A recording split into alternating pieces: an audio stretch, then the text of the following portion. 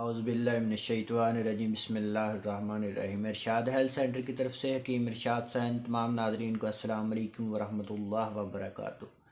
آج کی ہماری ویڈیو بہت ہی اہم ہے میرے ان بزرگوں کے لیے، ان دوستوں کے لیے، ان بھائیوں کے لیے جن کو مردانہ کمزوری کے مسائل ہیں، خاص طور پر جن کو ٹائمنگ کے مسائل ہیں، جو لوگ کہتے ہیں کہ منی پانی کی طرح پتلی ہو گئی ہے، جسم کے اندر تھکاوٹ ہو جاتی ہے، جسم درد کرنے لگ جاتا ہے، پٹھے کمزور ہو گئے ہیں، سانس چڑھنے لگ گیا ہے اور کسی بھی دوائی سے افاقہ نہیں آتا اور دن بدن کمزور ہوتے جا رہے ہیں، ان میرے دوستوں کے لیے آج کا نسخہ ہے۔ صرف 2 سے 3 چیزیں ہیں، وہ استعمال کریں گے تو انشاءاللہ میرے اللہ پاک کے کرم و فضل سے اللہ پاک چند ہی دنوں میں ان کو شفا عطا فرمائیں گے۔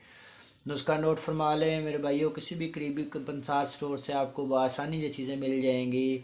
نمبر 1 پر ہے ایکر کرا لینا ہے آپ نے 50 گرام۔ نمبر 2 پر ہے تخم ریحان لینے ہیں آپ نے 50 گرام۔ نمبر 3 پر ہے گوند کتیرا لینی ہے آپ نے 50 گرام، اور نمبر 4 پر ہے موسلی سیاہ لینی ہے 50 گرام۔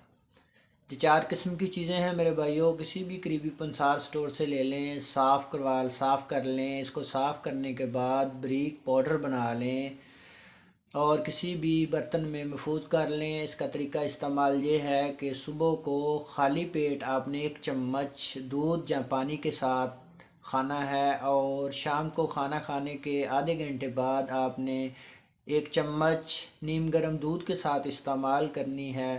تو انشاءاللہ میرے اللہ پاک کے کرم و فضل سے چند ہی دنوں میں اللہ پاک کرم فرمائیں گے، اور جن میرے دوستوں کو، جن بزرگوں کو، جن بھائیوں کو مردانہ کمزوری ہے، جن کو ٹائمنگ کے مسائل ہیں، جن کی منی پانی کی طرح پتلی ہو گئی ہیں، جو اپنی زندگی سے مایوس ہو چکے ہیں، جو پٹھوں کی وجہ سے پریشان ہیں، جن کو اعصابی مسائل ہیں، جن کے پٹھے کمزور ہو گئے ہیں، جن کی ہڈیاں کمزور ہو گئی ہیں، جن کا جسم درد کرتا ہے، تو انشاءاللہ چند ہی دنوں میں اللہ پاک ان کو شفا عطا فرمائیں گے۔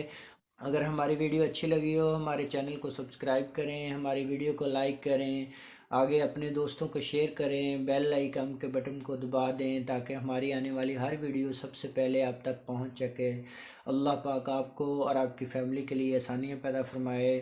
جزاک اللہ و احسن الجزا۔